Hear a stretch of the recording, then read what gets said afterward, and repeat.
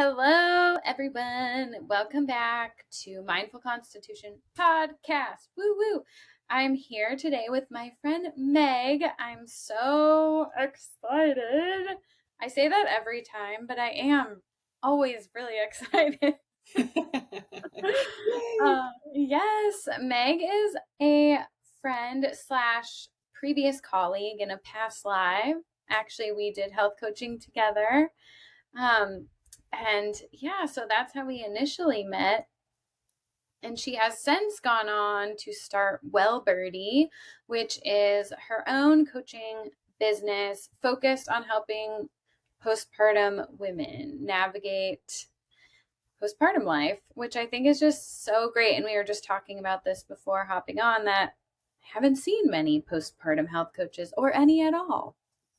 Yeah, it's totally crazy. I mean, I can't believe just this field. I feel like we need so much support in postpartum in general. So I'm just super, super excited to kind of get started in the field. And I feel like there's so much support in pregnancy, right? Like there's parties and there's doctor's appointments and things like that. And then, you get your baby and then you go home and you're like, it's like this just echo and you're like, where is everybody? What's going on? So Yeah. yeah. Everyone wants to see you too right when the baby is born a lot of times, and you still have like endorphins and adrenaline, and then it's like a couple of weeks pass and you're like, oh, Yeah.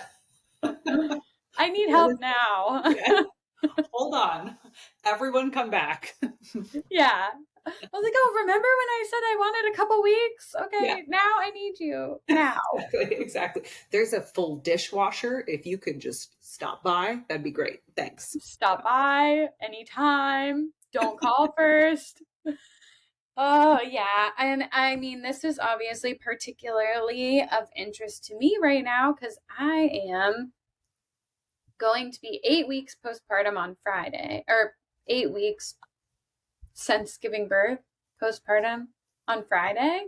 So I've just gone through this. So it's really fun to be able to talk to you about it. And on top of that, Meg is also sober curious, and you don't drink at all, right?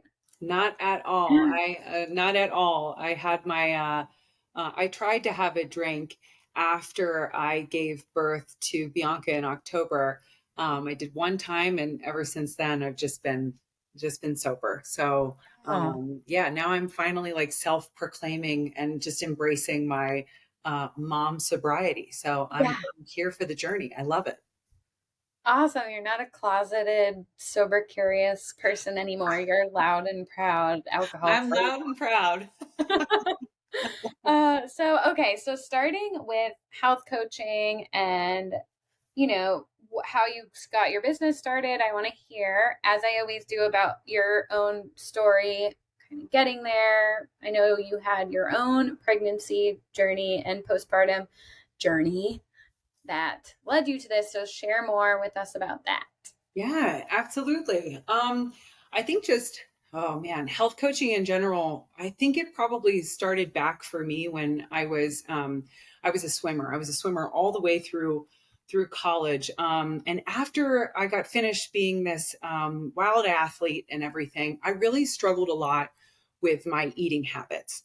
And this is probably the first time that I actually fell in love with nutrition, just my own health and well being, and kind of what we now call, behavioral psychology. So Mm, I went ahead and worked in hospitality for a long time after that. Kind of always dabbling a little bit in health. I didn't even know about health coaching until right before the pandemic. And then when the pandemic happened, I took this big leap of faith, which a lot of people did. There was a lot of change and a lot of things getting, shaken up. And I decided to go into health coaching. So I leaned more into the nutritional side of things at first. And over the past few years, I've worked in nutrition and in pain management, and now a little bit in pelvic health, which is so much fun. And I got certified in prenatal and postnatal fitness last year when I was pregnant, which was also super fun. I wanted to know more about my own journey and why on earth I was experiencing back pain and all sorts of things. And then I had my daughter in October, and I was not prepared for what happened next. So when she was born, those first couple of weeks really hit me like a complete brick wall. And my mom, who I think a lot of people resonate with having, a mom or some sort of a female figure to be there, just to phone in those questions. And my mom has PPA, which is primary progressive aphasia. It's a form out of dementia, and it is kind of what I call the Bruce Willis disease. Mm-hmm. So my mom hasn't been able to be there for me as that support. So for me, it was kind of like that void. Postpartum was really big for me, and I was like, I cannot be alone in this. There's no way. And with all of my experience and knowledge and nutrition and health and fitness and things like that, I still struggled. I struggled with my pelvic health. I struggled with my recovery. I struggled with support. And my daughter, Bianca is her name, and I call her my little bird girl, Birdie. And that's how Well Birdie kind of just came to me one day. I was like, okay, I have to create a platform where other people can be supported through this crazy pivotal time in your life that is just wildly new. So Mm-hmm. that's kind of how I came to start Well Birdie and just go into postpartum health coaching in general. Ah, yes, I know. So good. As soon as I saw it evolving, I was so excited for you because I just love seeing people go through their own circumstances, whatever they may be, and come out thriving and then really create something unique from it, which is just so, so cool. And I was like, this makes perfect sense to have a postpartum coach. It's like the time that you need support the most. So you're going through something, a lot of people for the first time and Yeah. not really knowing what to expect. Even I felt that way through pregnancy with all the visits and with all the tests. And I know we can probably relate on the fact that you go into it thinking, I work in health and wellness. I feel pretty knowledgeable about this. I think I know how to advocate for myself. Yes. And yet it still feels a little bit like it catches you off guard. Yes. At least it did for me. That's And really well said. Really well said. yeah. And so I know too, you had a bit more of like a complicated birth. You went into it with expectations. And I think this is a big part that can be a letdown postpartum sometimes for people is that they have like their birth plan and their idea of how they want things to go. And it doesn't always go like that. So, was that something that if you experienced as well, just feeling like things didn't really go according to your expectations? Or can you say anything more about that? Definitely. There's so much there that really resonates with me. And I think just feeling like you kind of have this plan and feeling like, especially as a health and wellness professional, like, there's this small tiny voice in the back of your head that's like, I got this. This is going to be easy for me in some respect, right? And then there's challenges along the way. When I first got pregnant, I was terrified of, a natural birth, as they call it, or I've heard people say regular Unvetted, birth, or yeah, just right? Regular, vaginal birth. like, yeah, Exactly. vaginal. Exactly. What And I is was like, regular birth? yeah, what is regular birth? So all of this, I was just like, oh my gosh, I don't know about this. And there was a small piece of me when I first got pregnant that was like, I kind of hope I have a C-section because I thought it would be the easy way out. I'll be completely honest. That was like a thought in the back of my head. And then as time went on and I read more and I learned more and I talked to so many different, women, just clients and things like that were pregnant or postpartum, I was like, wow, I really want this experience. So I think I created an expectation. When I showed up at the hospital, I'm 37 years old. Well, I'm actually 38 now, but I was 37 years old. So there's still a lot of doctors, that kind of refer to you no matter where you're at Geriatric. as a geriatric, pregnant person. So I was induced and I was really scared about that. There's, I'm not that person that, grabs Motrin right away. And so to take all this medication was kind of scary at first, but I was like, I kind of free falled into my labor and delivery. And there was a lot of complications with the medication. I was in labor for 30 hours until we had to perform an emergency C-section.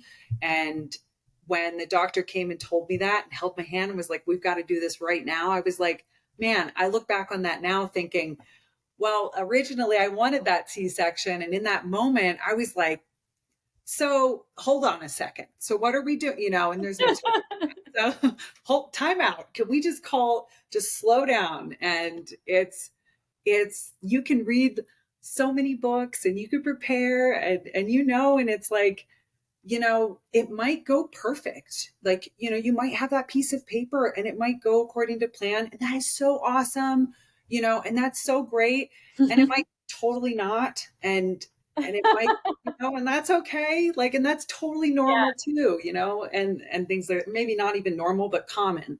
So yeah, all of those things kind of happen to me. And yeah. Oh my God. So funny to think about, because I was the opposite, where I was really like, I do not want to get a C-section. Like, I want to do everything within my power to not get one. Mostly because I guess there was a couple of reasons, because I was thinking about the recovery and just how much more intensive it can be with a recovery physically from a C-section. And on top of that, my mom had 4 out of 5 natural home births. Wow. So I was a water birth. And so, and I'm obviously, like really into holistic medicine. And I think I did put pressure on myself in a way to be like, our bodies are meant to do this, all of those like things, and I'm a health coach and I'm like knowledgeable in all of this. And so I was actually like, one of my main things was like, I don't want to get induced. I don't want to get induced. I actually lied about my, my last period date, so that my date at the hospital was my due date with the hospital was actually like 3 days later than my real due date, which I knew to me, because I'm going to give myself a cushion so they're not pressuring to induce me. I was thinking ahead. This is, the first month. I'm like, all right, I'm going to lie to them. I'm going to tell them they're not pressuring me into getting induced, because I just know, inductions are good when needed, but they can lead to C-sections or increase your chances or whatever. So and that they can definitely start getting on your case, like pushing towards the due date or after the due date and whatnot. So it's just funny how we build up our plan in our mind. And then, of course, I didn't even need those extra days, because I went into spontaneous labor like 5 days late, but still they weren't giving me a hard time at that point at all. They thought I was only 2 days late. I love that.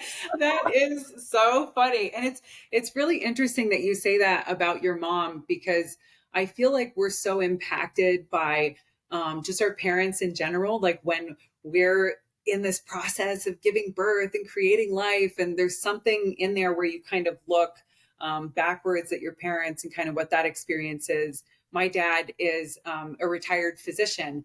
And so for me, I've always had this like sense of guilt if I question the authority of medicine.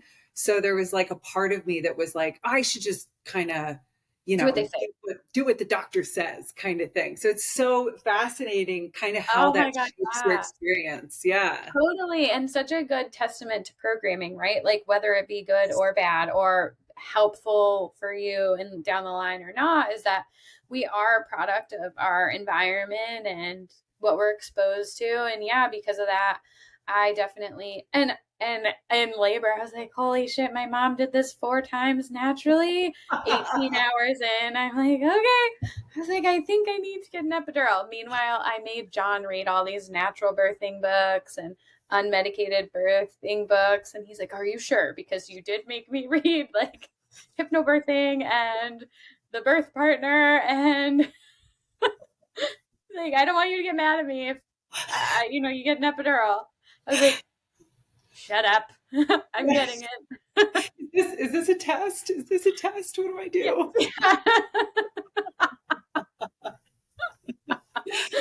He's So like, I funny. feel like I'm doing the right thing. But yeah, so I mean, I do. It's just funny how we like go into it with all these plans. And I had a great birthing experience, at that point. Like, I did end up getting the epidural 18 hours in, and I was proud of myself for being able to be like, all right, I want to save my energy for pushing. Like, I don't want to feel like I need to like power through this when my contractions were like 1 minute apart, and it was just they're like, it could be 8 more hours. I'm like, okay, yeah, I don't think so. I don't think I'm gonna do it this time. Maybe next time though. Maybe next time we'll try again for baby number 2. I'll try again. But it Exactly. all also because my mom was more holistic and my dad was more holistic. He was a chiropractor. I was the opposite, where I like question the establishment in all ways, sometimes to the point of driving myself crazy. And it's like, it's just funny because there's always a balance, how. Definitely. There definitely is. And this is just, I feel like it's just a hyper focused experience, like giving birth when it comes to advocating for yourself and which end of the spectrum do I fall on. And it's interesting because when you're in those moments, you surprise yourself with what you have to choose or, what direction you have to go. And at the end of it, I feel like it's a lot more peaceful to just kind of be like, okay, I accept it. This was my experience, like at least acknowledging it. Sure, there's moments of it that maybe like, your pregnant self would have been like, there's no way I'm going to, do this or do that. But afterwards you're like, okay, this was my experience. Like, Yeah. it's so awesome. Like when you have Yeah. like this good and positive, walk away moment from it, right? Yeah. And ultimately, even though maybe it didn't go the way like you had anticipated or ended up wanting, look what came out of it, right? It gave you this Yes. experience where you recognize this need for more support postpartum, and the echo chamber that can, or not echo chamber, but kind of like the void that can be there at after birthing. And maybe if you hadn't had a cesarean section where you had like a more intense recovery, you wouldn't have felt the same way, and it wouldn't have birthed your business. Exactly. Exactly. So I'm one of those people too, where I'm as cliche as it sounds, one of those like everything happens for a reason people. So it's yeah, hard even now sometimes to like talk about my birth experience. And as difficult and challenging as it was, it's hard to say like that it was bad or something because it's like, look at all the it's beauty, not. look at Yeah, all the good that's come out of it. I don't know. yeah. So that's like, maybe that's like a little hint or a droplet of toxic positivity that some people talk about, but I don't view it that way. I'm like, no, there's a silver lining. So Oh my god, I love that. A little dribble of toxic positivity sprinkled in there. No, it's definitely not. I mean, I think it's awesome to be able to look and see, when things don't go according to our own plan, what the bigger plan could have been. And that was one thing I know about myself, that I'm kind of a control freak. And so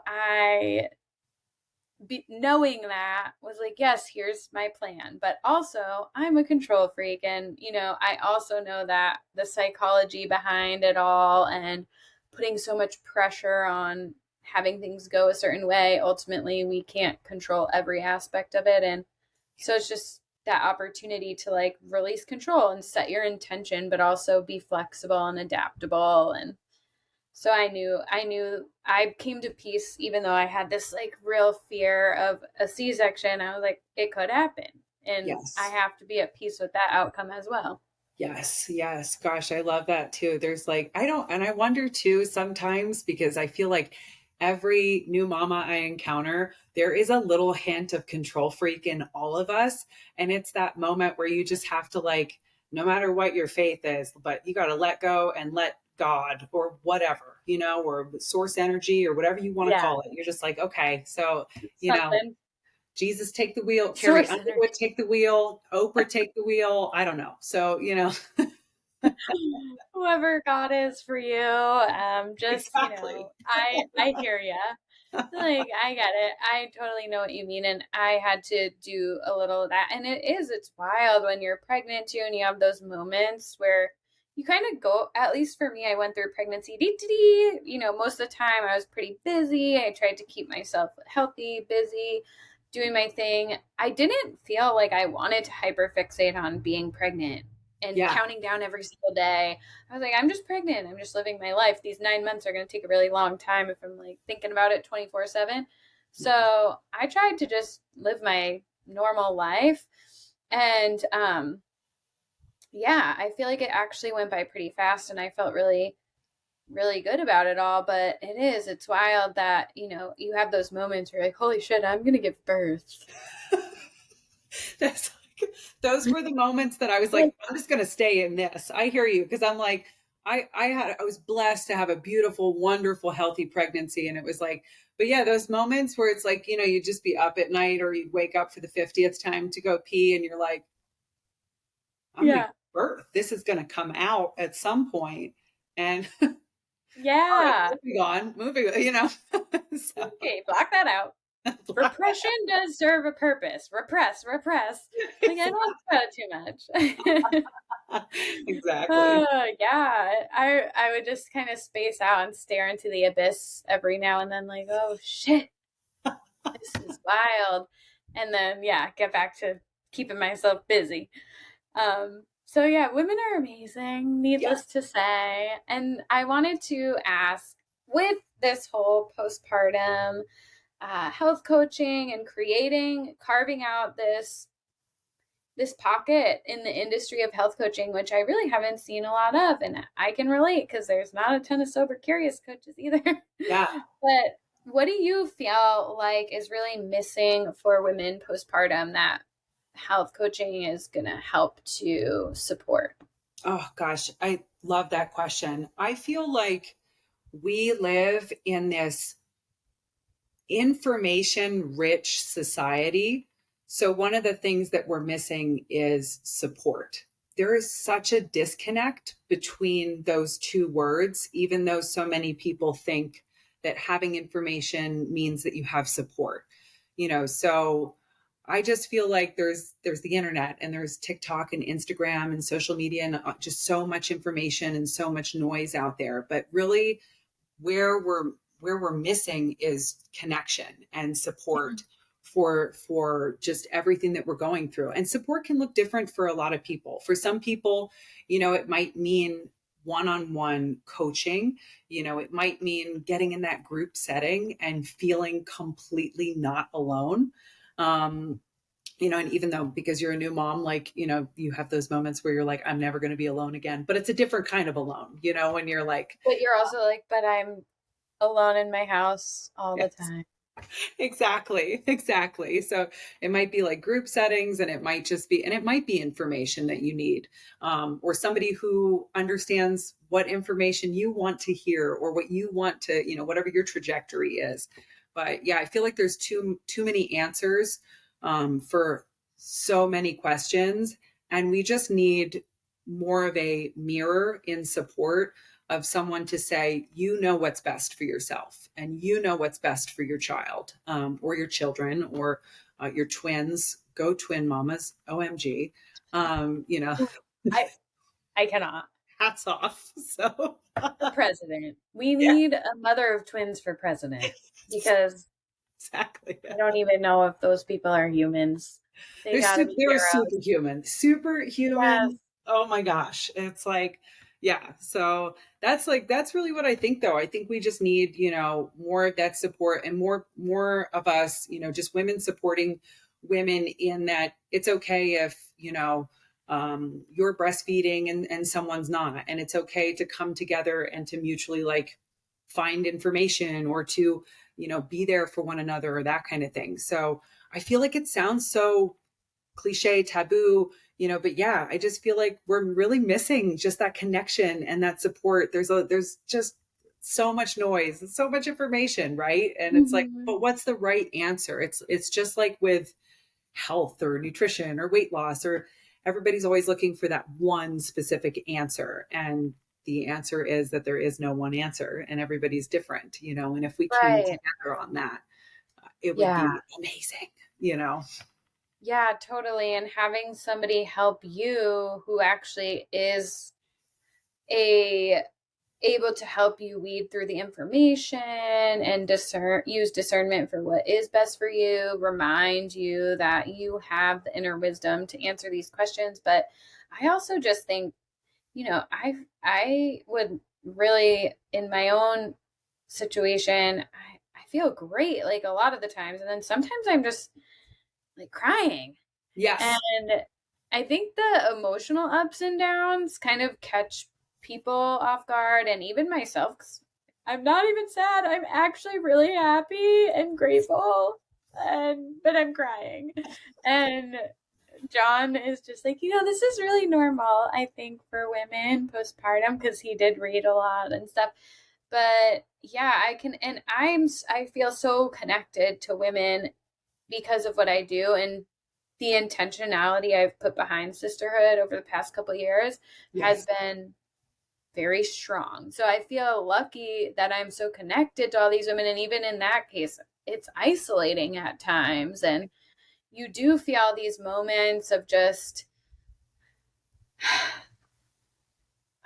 is my life ever going to be mine? And while at the same time, like my career, and you have these fears that come up around how what is the rest of my life going to look like as a mom, and my Yeah. own fulfillment as a mom, and then there's like guilt for even kind of feeling that way, because you obviously love this little baby you just created, and you look at them and you're obsessed. Yes. But there's just lots of emotions that come up postpartum because of hormones, obviously, but it's not just hormones. It's a major transition that you're going through, being responsible for a human, also not being selfish with what you do with your time and how you spend it anymore, or not only having to worry about yourself. And so even just having someone to bounce that off of for Yes. people, I think it's just not something people talk about a lot, is this like shifting of your identity in motherhood and how you're going to feel about it, especially with all the focus that's placed on equality between men and women in the workforce and going right back to work, and the working woman. And it's a lot to kind of balance and just allow yourself that space to have postpartum and not feel like, oh God, I got to be building my business too, and like hustle culture. And Yes. it's a lot to wade through. Yes. Yes. Oh Can my you God. tell? Amen. Amen to all of it and to hustle culture in general. There's just like, there's something to be said about that. I feel like just that period of time, you're right. There's a lot of hormones happening. It reminded me of, there's so much information out there about nesting in the, excuse me, third trimester, and you're prepared for that. You're like, okay, I'm gonna clean my whole house, or I'm gonna move out of it and move out into a new one, or I'm gonna build a whole house, or something's gonna happen in my third trimester. So you're like really prepared for that, I feel like. And then, but postpartum, you're right. There's so much. Sometimes I would just look at Bianca and just be crying. Brady would cry. He's very connected to like his, emotional side of things. So like Love that's just it. how he is in general. But like, and I'd be like, why are you crying? And he's like, why are you crying? And I was like, I just love her so much, and it's just those moments. And but then there's also, some other crazy, extreme, just so much extreme feeling. Right. Like this, there was times for me when I would just be so like, I'm never going to get it all done. I'm never going to do enough for her. I'm not doing enough with my career or with Oh yeah. my relationship, or nobody understands me. There's just like these crazy thoughts, in the back of your head that completely take over. And then 2 seconds later, you like have a banana and you're fine, and it's like, Oh, I what was is hungry. that? Like, yeah, it's crazy. So yeah, there's just a ton of extreme, and we're so fortunate when you have this partner that understands you and that reads the books and is prepared for these moments. And I also realized that I was putting so much on Brady at some points, because I was like, man, I need a bigger sisterhood because I can't count on him to be my husband, a new dad, and also, my girlfriend in all this, and like my mama friend, that kind of thing. And I put a lot of pressure on that relationship and things like that. So just all of that. I totally agree. Second everything you say. So Yeah. So for somebody feeling that like me and thinking about all of these different conflicting emotions that are living inside of you, happiness, gratitude, joy, fear, apprehension, worry, hesitation, all of these things that happen simultaneously, you do feel a little bit insane. yeah. Thinking about, I've already thought about when Artie's like gonna leave and move off and get married, and like not even he's not even 2 months, Katie. You don't have to think about that yet. It's like one day he's gonna leave me. But also I don't have any time to work on my career. Yes. Yes, that is like so the balance, right? Like where you're like, oh my gosh, I can't stand it when you're asleep. And also can you just take a nap like for a second? Like it's that constant struggle where you're just like, I miss you because you've been like asleep for 45 minutes and that's like way too long, or something like Oh that. my God. I know. I said to John recently, I was like, the constant battle between putting them down for a nap and then wondering when they're gonna wake up. Yes. They've been napping for a while and they wake up and I'm like, why won't he go to sleep? And it's like, okay. That kind of encapsulates the emotional state of postpartum. It's just like, Literally. I'm never alone. I'm so isolated. That's exactly right. You're like in this bubble of just like, oh gosh, and you just can't get out of it until all of a sudden it maybe becomes normal. So Yeah. Yeah, I think I've very clearly illustrated why postpartum health coaches are a necessity. yes. Oh my gosh. Yeah. So it is truly, yeah. And I think too, even in terms of, emotional support, obviously is wonderful. That kind of empowerment, educational reinforcement, helping people like resource for themselves Yes. and help them learn how to kind of resource for themselves.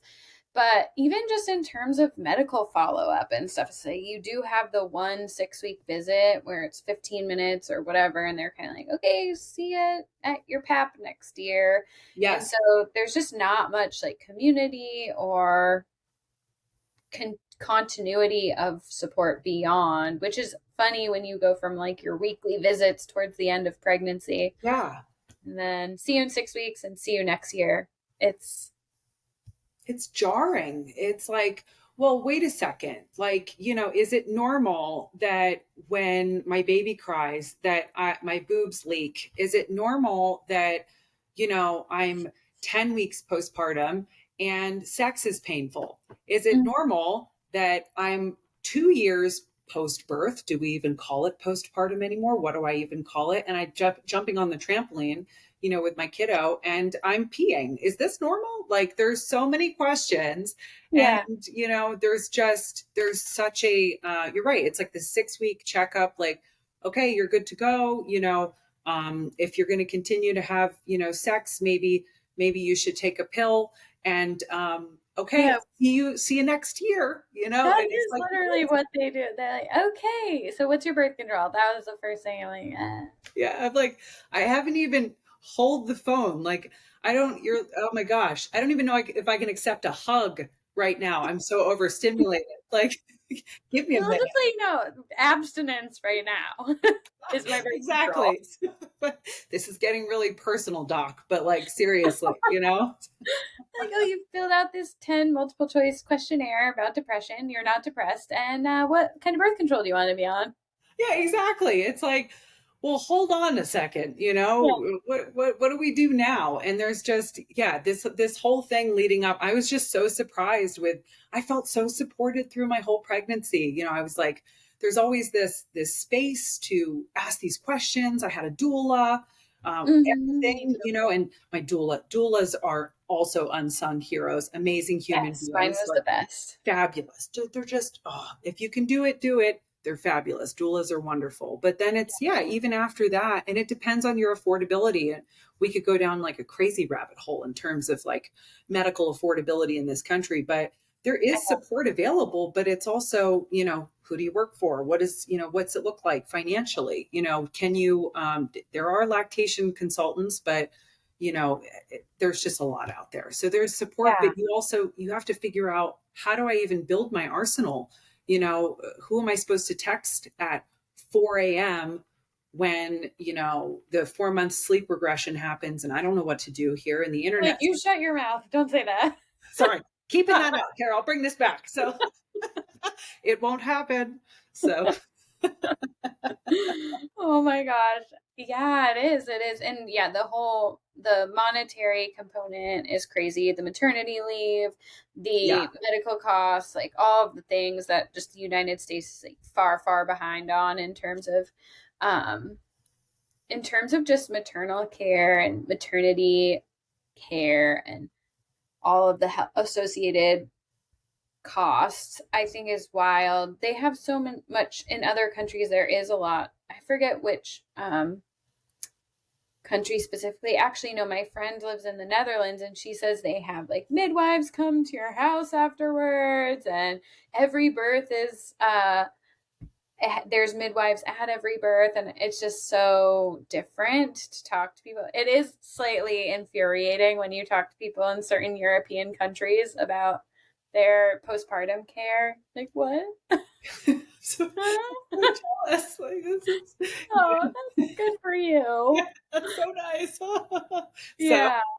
So I know so many things. I know we could go on and on about the state of the US's healthcare, but definitely really exciting to kind of be able to see that this is a space that's being filled for women and that it's getting more attention, that maybe there's not as much support for postpartum women as we need. And I did want to talk to you too about how your sober curious path evolved, especially in motherhood, and like the impact that's had in even in the creation of your business and how that all intertwines, because I feel like it does, right? When we take out alcohol, we have so much more space for our creativity and all these other endeavors, motherhood, entrepreneurship. And I know you were somebody that was kind of sober curious, I guess you could say, for a while, because you messaged me many times about like doing dry months and stuff. But I'll let you tell me about what ignited sober curiosity for you and how that path went. absolutely, absolutely. It's actually one of my favorite things. And I don't talk about it a lot anymore. Just, I loved kind of what we talked about before with, I was definitely a closeted sober person for a long time. I didn't want to be that person, that was real kind of loud and proud about it. I was just like, this is kind of something that I am now. But it all started because I have the tendency to choose things where I'm very hyper competitive. And when I wanted to get pregnant, my husband was really the one, Brady was the one who was like, I really want kids. And I was like, I don't know, maybe not right now. And then I finally came to it and I was like, okay, I'm ready. And he said, well, I'm a little bit concerned. And I said, what are you concerned about? And I was working in the hospitality industry, and I always joke now that I'm probably the most educated on alcohol sober person that I know. Same. So it's I like, know a lot about wines. yes, I know a We ton have to talk about the about hospitality industry too, because I wanted to touch on that. That's a commonality we share, as well as having worked in the hospitality industry for so long prior to wine. health coaching. So we'll get Exactly. there. Exactly. And so it's like, you have all of this knowledge in this, but I spent a lot of years drinking a lot of wine. And Mm. Brady said to me, well, I don't even know if you can go 30 days without drinking. And I was like, what did you say? But you're right. You're not 100% wrong. I hear you, so I bet I can do that. And I was like thinking to myself, I don't think I've gone 30 days without drinking since, high school, or beginning of college, maybe. I don't know. So I was like, okay, I'm going to do this. But it started with like I'm kind of angry that he said this sort of thing, and I'm just going to prove him wrong. Spiteful. Absolutely. And because, I mean, I didn't know anybody who didn't drink unless they were a self proclaimed alcoholic until I met you. And then, Ooh. yep. And I was like, okay, well, I know this girl, Katie, and I know that she's like all about this sober curious stuff. And what am I going to do? So I'm going to do this 30-day challenge. And it was really hard for me. I was surrounded by a lot of people in my life that drank, and we, partied together. And this was like, this is how we got together. This is how we enjoyed space and time together, was, with alcohol. And so I reached out to you and I said, okay, what can I read? What can I do? And the book is what I call it now, because like it's the only book I ever talk about, this Naked Mind by Annie Grace. I love the book. It's kind of like my sober Bible. So obsessed with it. And it changed my perspective entirely on how the brain accepts alcohol. And I won't get into it, but it's amazing, and you should buy it, and it's awesome. So it's fabulous. But you really inspired me. And I remember being like, okay, so here's this girl who is sober curious, but she's not an alcoholic. And it like broke my brain for a minute, because I didn't understand that at all, because I didn't understand what sober curious was. So I did my first 30-day challenge, and I must have done probably 3 or 4 where you and I kind of went back and forth. And I would finish my challenge and then go back to drinking. And then a couple of months would go by and I'd be like, well, okay, I need another break. And that's kind of how it started. And then I got pregnant and I was like, okay, cool. So I'm ready. I did my challenges. I'm ready. And throughout my pregnancy, I never thought I could go 6 months or 9 months without drinking. And I was shocked by the number of people. And it's not everybody that you'd think. I was offered probably more alcohol when I was pregnant than ever before. People were very uncomfortable, with me not drinking, or, you can have 1 glass of wine. That's what, this study or that study says, or things like that. And I was like, I don't know. I just don't feel like, that's necessary for me. So, and I didn't want to. I'm pregnant. Yeah, I'm pregnant. Like you can, but if I don't want to, you don't need to like pressure me. Like you do you. And it's a very weird culture where people get uncomfortable, from what my experience was, whether you're pregnant or not pregnant, if you're not drinking, and they are. People get very defensive about their behavior. And I realized I was so focused on myself and whether I was or wasn't drinking, whether it was the challenges.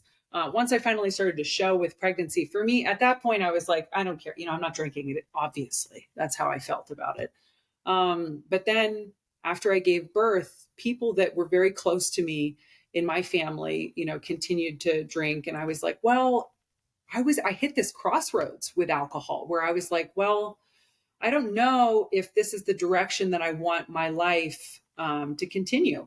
So I was like, well, if I want these people in my life, maybe I'll try alcohol one last time.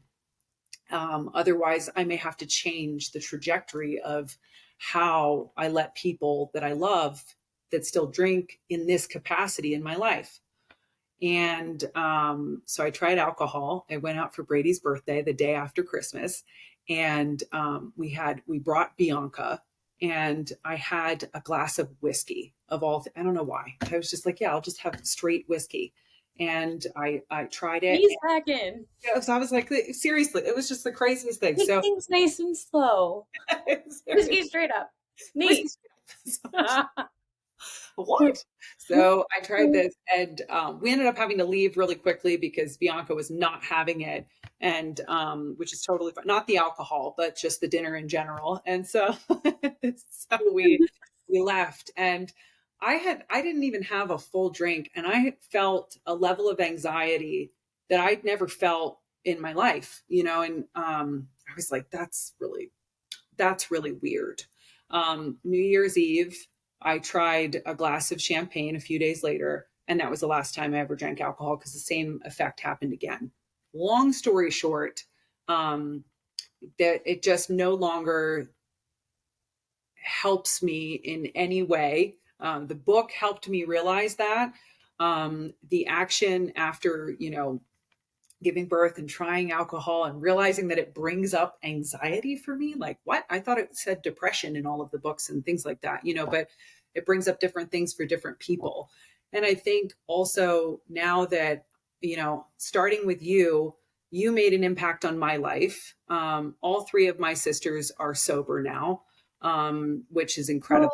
Their Oh, friends are, I have one, my sister that lives in Los Angeles, her girlfriend who struggles with PCOS. She is on a sober curious journey. My sister who lives here is loud and proud about her, sober curious journey. And my sister who lives in Pennsylvania, she is also a big advocate of, not drinking, and she's a mama too. And she's just like, it's just doesn't have a place in my life. And so you have had a huge ripple effect, that's so just in my cool. life and for people that have trickled down. So yeah, you should know that.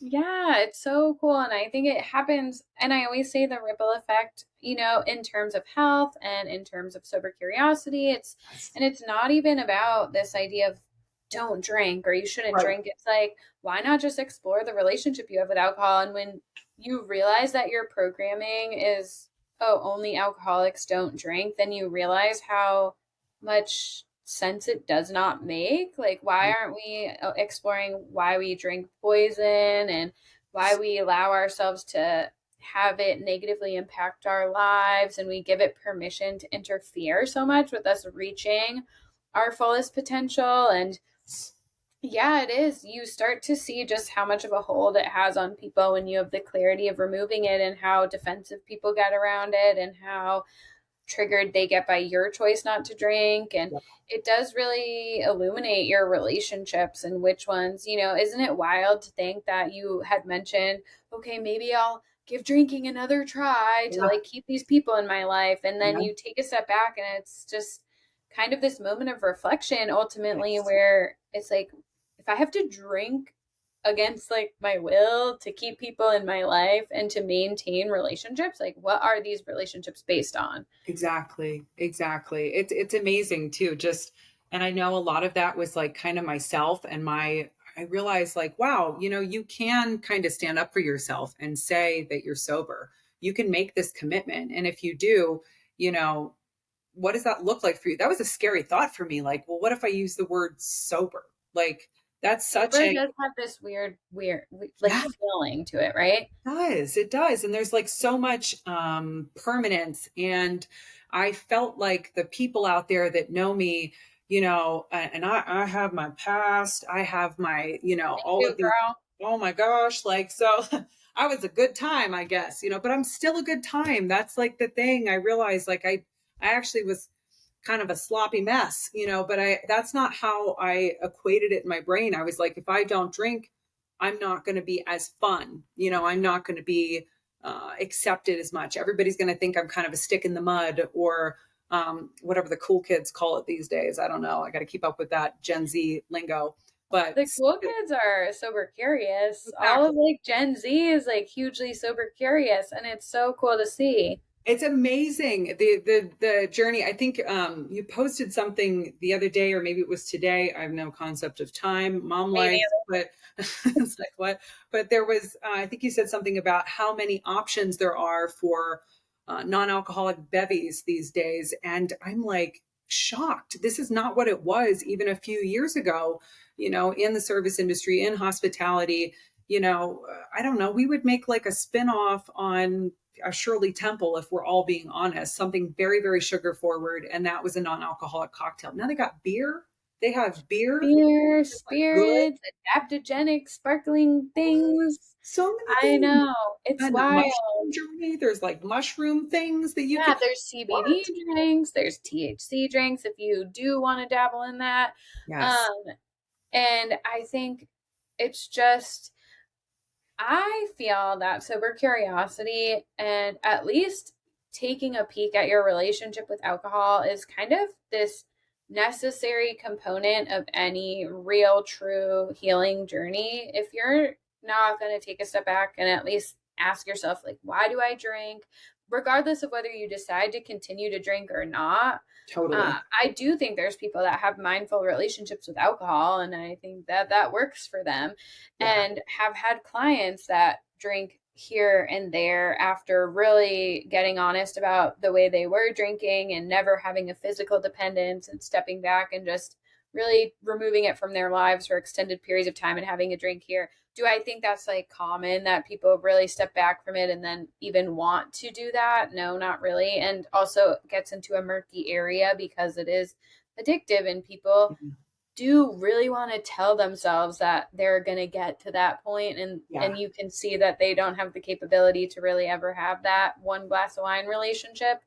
um but yeah, what I found really interesting and really painful process, part of the process too, is just recognizing when you're a heavy drinker, your reality reflects that of a heavy drinker. And so Yes. you really create this reality that you think everyone thinks that way. And when you step out of it, you realize how many people are out there that don't drink by choice and that Yeah.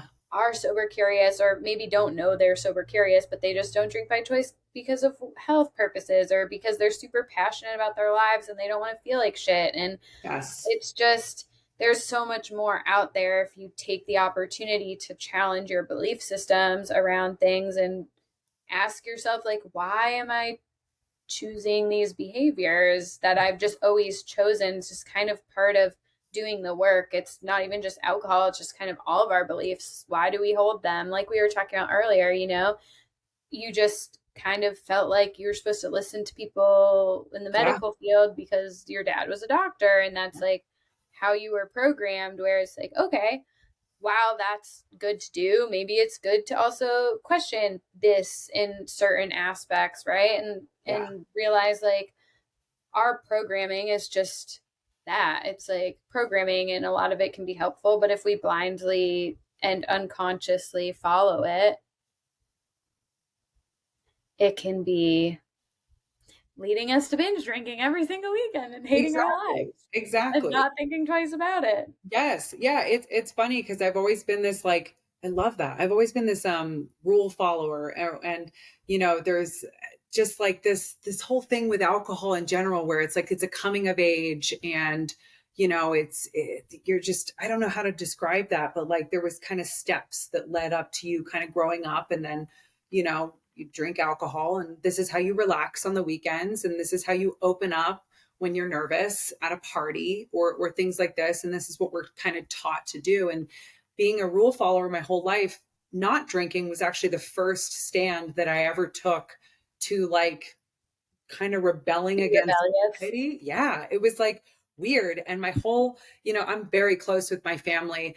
And you would think that we come from this like crazy Italian family. None of us are Italian, like my last name is now, but like we are not Italian, but we act like it. So we're very, very big, loud, loving, and everybody, well, used to drink a lot. So when I wasn't drinking, it was like, oh man, I'd get a lot of slack for it. And I was like, well, I don't know, like this, I'm going to try this out. But it was my first act probably of rebellion as an adult, like to be like, no, I don't know if I need this. And man, the backlash, not just, from my family, but like from my friends, from people like that, even with clients where it's like, you're asking a series of questions when there's a health issue and alcohol comes up, and it's like, I ain't gonna go there, and it's like, well, there's a lot that alcohol can affect. There's a huge talk about a ripple effect, that alcohol can affect. And even Especially postpartum. especially postpartum, especially with new moms, when you're dealing with all these crazy hormones and things like this. And we really need to up the hydration and just the basics, like just the basics. Alcohol adds so much bad to that Bad. mixture. Very Yes. Mm, bad.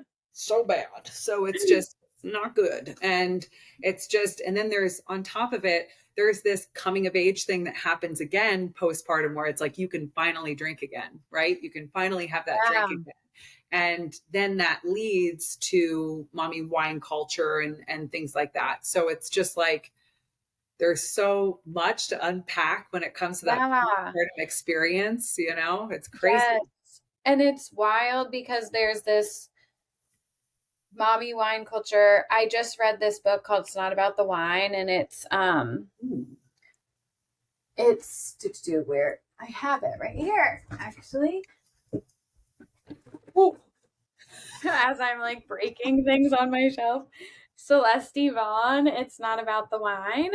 And she's going to be on the podcast, but she stopped drinking and she talks all about how she was just like a wine mom, but had anxiety, was like Yep. depressed, feeling really unhappy in her role as a mom. And that ultimately it's really not about the wine. It's about the systemic lack of support for moms. Yes. And that we then kind of create this seemingly innocuous, laughable joke about we need wine to mother. Yeah. And yeah, it's like, okay, it is a joke, whatever, and like take a joke type of thing. I get it. But it's speaking to the larger, more underlying kind of like insidious lack of support that we have as new moms, as gender roles become more balanced, yet the workloads don't shift at home as much, and just all of these other factors. It's like, it's not about a mom having a glass of wine. It's about the culture around it. That's like parenting is a burden and this is our way of coping, and the mentality that's directing attention away from where it needs to be, which is that moms live in isolation. We don't have villages anymore. We don't have adequate medical follow up. We don't have the support we really need after giving birth and stuff. And we don't feel like we can share vulnerably with other women and things of that nature is the issue. It's not like meant to be attacking moms who drink wine. It's meant to be attacking that as like the band-aid to the big problem, Yes. which you're Yes. helping to solve with Yes. postpartum health coaching. Yes. Yes. And you as well. Let's battle together. That's what I feel like. Yes, It's like I know. unite. So Unite with our forces combined. yes. It's Yeah, it's there's like amazing. almost like the evil challenge to that. But yeah, I totally agree with you. It's like coping is such the big word, right? For, why we use alcohol in general. And a lot of people say like, well, listen, like Meg, it's my self-care. And I totally get that. Self-care is like super, super important. Self-care is not necessarily, I mean, it's kind of been redefined because of social media and things like that into this like bubble bath glass of wine picture. And that's not necessarily what self-care is. And also self-care is not hygiene, taking a shower or brushing your teeth alone or things like that. Self-care is Mhm. support for yourself. Maybe you learn a new skill. Maybe you, really take some time alone, take some time to like meditate and be in your thoughts and be in your sober thoughts. That's a really interesting place to be. Like that is a very interesting place to be, especially the more and longer that you're sober. There's periods of ups and downs. I've been seeing these TikToks lately where it's, they pretend like something's zooming by and it's like, a thought that just appears from like 18 years ago. And that's Yeah, exactly what it's like. And yeah. maybe to some people that might sound terrifying and it might sound kind of fun. It's almost the opposite of like what alcohol does, where you like lose those moments. I feel like Mhm. sobriety brings those moments back and things like that. And that can be a really interesting place to just sit and be, and that Yeah, be a format of self-care, having that experience with yourself. It can be really therapeutic, but we don't want that. We want, doom scrolling and dopamine, upticks and things like that. And wine and kind of, checking out, numbing yes, out, immediate yes, gratification, and it's so true. And I just feel like, and I feel I'm in this world so often. I feel like, oh, it's common knowledge that like self-care isn't wine anymore, right? And like it's common knowledge that like people don't drink by choice and stuff. And sometimes I go out into things in the real world or outside of my wellness bubble or my Instagram bubble, and I'm like, oh wow, people still just think this is like really weird that I would choose yeah, not to drink or don't want to be hungover anymore, don't want to have raging anxiety, or want to start my own business and feel confident. I had a friend recently, not recently, a while ago, she was talking about Instagram. She's like, I could just never put myself out on Instagram to be judged like that. Wow. And to put a business on there, it's like, well, that's why I stopped drinking, because I didn't want to have anxiety and I didn't want to Yeah. have self-doubt plaguing me all the time. And I wanted to feel comfortable in my own skin and like know who I am as a human so that I can put myself out there confidently with integrity and not have and still have imposter syndrome sometimes, but Yes. like not as much as I would if I was drinking all the time. And Yeah. also recognizing like I just have met so many people like you and positive women that you realize like there's lots of people out there just trying, actually wanting to do the work, not escape the work, to become the best version of themselves and uplift and support other people. Not everyone is sitting around like trying to escape themselves and judge other people, you know? Yeah, absolutely. I mean, and Surprisingly. gosh, I love that so much. Like there's so many points about that. Like the internet is, let's be honest, it's a really scary place. There's a lot of people that sometimes I like doom scroll the comments of something just for like shits and gigs. And it's kind of scary. And people Like, are who sits judgy. around doing this? I don't know. I don't know. Just stop it. So just stop Yeah. it. That's enough, like knock it off. It's crazy. But there are a lot of people that are limited by, just what they read there. And there's something to be said about when you get rid of that. And you're right. There's so much anxiety that you might not even know exists, when it comes to drinking. I never realized that I was living in this constant state of just like, I mean, I always thought I was just maybe a tough or a hard person or I don't know what the word is for it, but yeah, kind of like just kind of rough around the edges.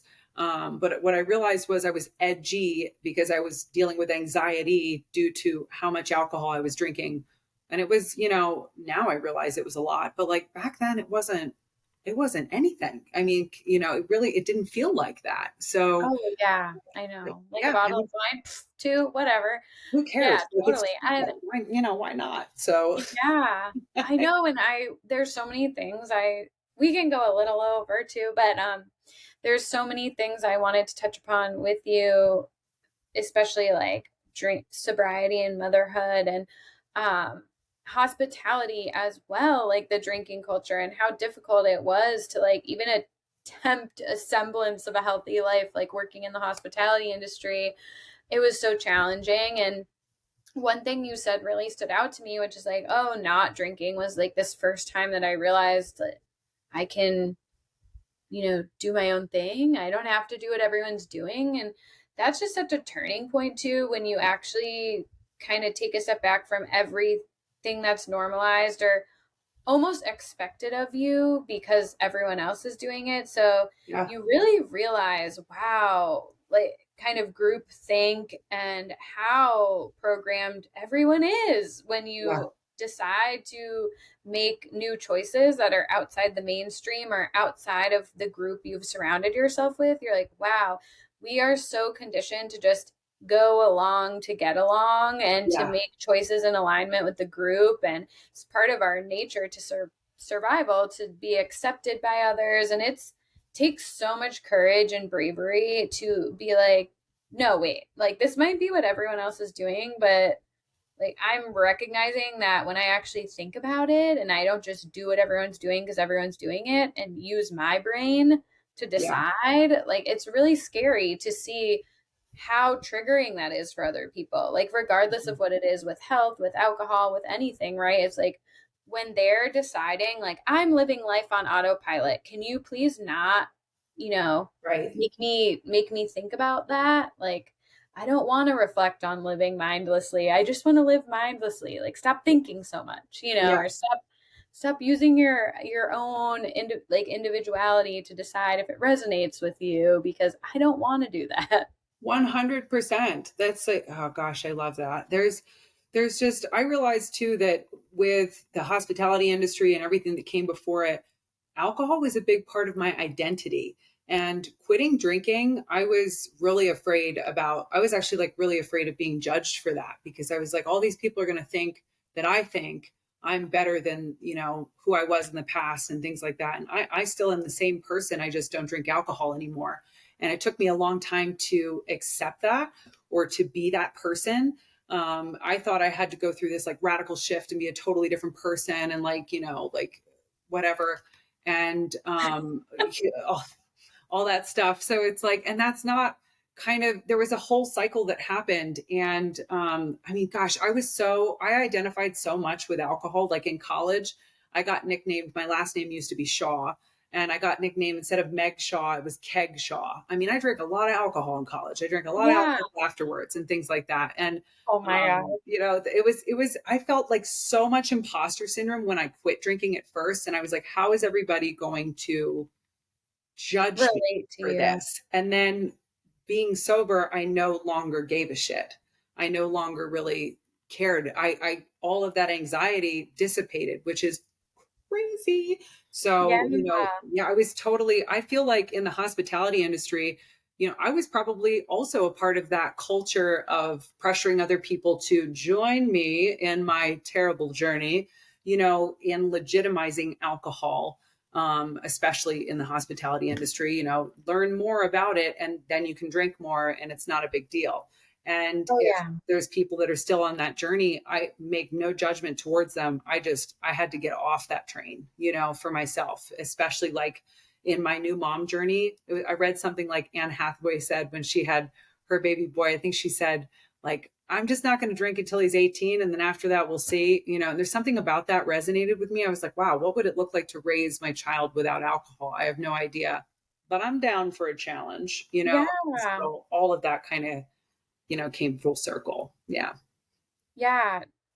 Well, first of all, my nickname was Booze Hound when I studied abroad. So now I'm sure there's many people from my past that are like, she does what now? And it was hilarious because even when I did stop drinking and I mean, I'm very vocal about the fact that and share openly about the fact that I was a big drinker, Yeah. but it was still like people from my past felt the need to like bring it up to remind me. Like they didn't want me to forget that I used to Right. drink a lot just as much as them. And it's like, I know, Yeah. I'm not over here like trying to project my choices onto you. I'm not expecting anyone to like join me or anything, nor do I think I'm better than you. And I find in relation to people who drink is like I have no problem hanging out with people who are drinking or being friends with people who are drinking. It's when people who are drinking take your choice not to drink personally, and it's Yeah. like this weird energy. Yeah. Whereas if they're just living their life, I'm living mine. There's one thing when it's like people are getting wasted and they're just annoying. Totally. But if someone's just like drinking or talking about drinking, I'm like, yeah, you do you. In fact, I can really appreciate and almost like have a deeper connection with people who just accept me as I am and I accept them Yes. as they are, even when it is different, right? Yes. Yes. That's like the whole thing. Like when we started this conversation, it's so important that we all come together in whatever choices that we make, and just be kind of accepting, like, this isn't, my decisions are not a projection of what yours aren't. And I think that's something that people kind of struggle with whenever you are that mirror to their choices or something. And it's like, I swear I'm not a mirror. I'm just trying to show up and like hang out, So Yeah.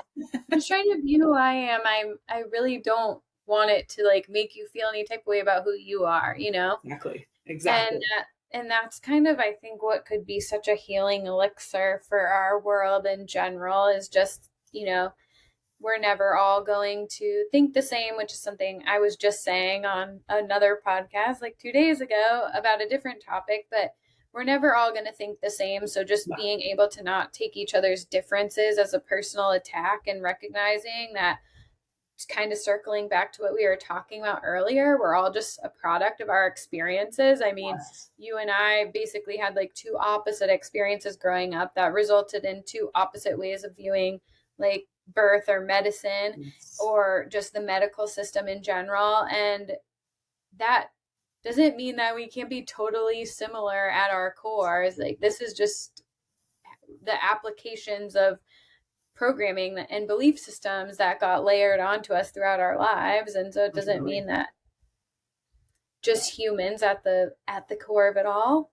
Exactly. Exactly. And finding like the space to unlayer that and to just, reflect on what has kind of brought you to this point in your own life is so therapeutic. It's awesome. And Mhm. understanding that, like, even finding your tribe can, there's waves of it. Like, you're going to find your tribe maybe like 8 years ago or 10 years ago might not be the same tribe that you're going to find another 8 years from now and things like that. Yeah. But like, we're all just trying to like find the people that we groove with. Where there's how many people are there in the world? Like billions and 7 billions. billion or something, 8 billion, I don't know. Crazy. But So I also, it's wild too. I have like so many people that, yes, you have people you drift apart from, you have new relationships you forge, but I also have had like people from my past that I've gone yeah. back to and been like, damn, I was a POS. Yes. Like, do Yes. you forgive me? Are we friends still? Like, I like you, but I don't know why you ever put up with me. And also, sorry for being an asshole. Like, and now we're, you grow back together. Whereas, like, they probably thought when I was drinking, they're like, okay, they kind of went off and grew up a little, did their own work, and I was still stuck where I was, which is just a different point, and everyone has their own little I love that. Gosh, path. that's so true. There's like that whole entire thing should be on a t-shirt somewhere, like, sorry, Yeah. and Sorry what I did before I started my healing journey. And I'm like, healing journey is something I could never hear again happily, but also just encompasses what it is, when you decide, actually, I do want to look at my choices and take radical accountability for the way my life turns out, and I think exactly. having kids is such a big piece of that because you really can take it as an opportunity to reflect on the person you are and the person you want to be to them and what patterns you want to break and what patterns you want to carry forward. And so, I guess on that note, I would love to end on how motherhood has changed you. Oh man, gosh, that's like, I thought when I stopped drinking that that was my like moment of becoming like rebirth, and there was a lot of parts of that that are true, but when she was born, yeah, that's the rebirth moment. So the things that have changed in me, I think the thing that like is the most glaring and in my face, years ago, I always wanted to be just in some format in the health system, like working in the health system. And I remember, I called somebody close to me and I said, what about nursing school? And they said to me, Meg, you are a lot of things. You are, type A and powerful and things like that, but you are not an empathetic person. And I was like, okay. And I really took that like kind of on the chin and was like, no big deal. That's fine. And now looking back, I mean, that's crazy. But now looking back, it's funny because my whole career in coaching is about, empathy in general. But when she was And also, born, lots of non empathetic nurses I've encountered in my day. No offense, God bless nurses, but they're not all empathetic. exactly. I was like, that was just a lot, but yeah. So I think the biggest thing that's changed for me is just like I've really gotten in touch with like I am extremely. It like feels weird to say it, but I am extremely nurturing, and I feel everything all the time. And I do think that there's like parts of this that have come out from not drinking, getting in touch with like who I am. I feel a lot more just like raw.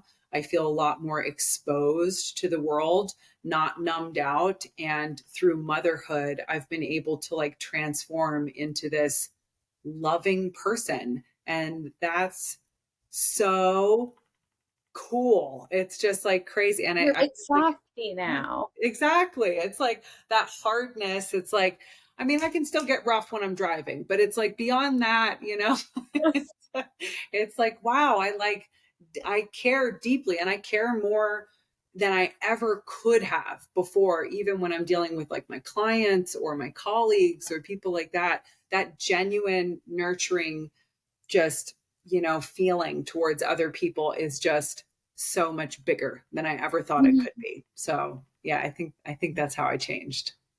I love that. And, I will say that I think a lot of people who tend to overindulge actually do have like a really highly sensitive side, which is Yeah. almost why they do it because it's really sometimes hard in the world to navigate being highly sensitive in an overstimulating world, in an unempathetic world, in a trolling world.